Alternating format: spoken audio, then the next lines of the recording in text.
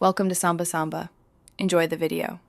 In this video, I will explain how to replace your Hyundai Sonata battery. First, gather your tools, including a 10mm wrench, a 12mm socket with an extension, and a battery terminal brush. Always prioritize safety by ensuring your car is off and the parking brake is set. Remember to wear safety glasses and gloves to protect your hands and eyes from battery acid. These simple precautions will help ensure a smooth replacement process. Now let's disconnect the old battery. You'll find the battery under the hood, usually on the passenger side. Using your 10mm wrench, loosen and remove the negative terminal cable first. Then, do the same for the positive terminal. This order is crucial for safety.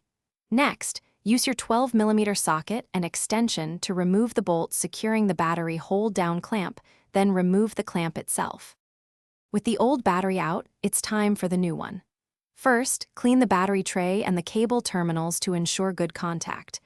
Carefully place the new battery into the tray, making sure it sits flat and securely. Now, connect the positive terminal cable first, tightening it with your 10mm wrench. Then, connect the negative terminal cable and tighten it as well.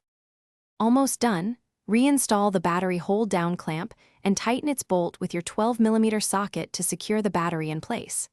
For added protection, apply a thin layer of anti-corrosion grease to both battery terminals.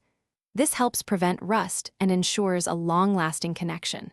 Finally, start your Hyundai Sonata to confirm everything is working correctly. You've successfully replaced your battery.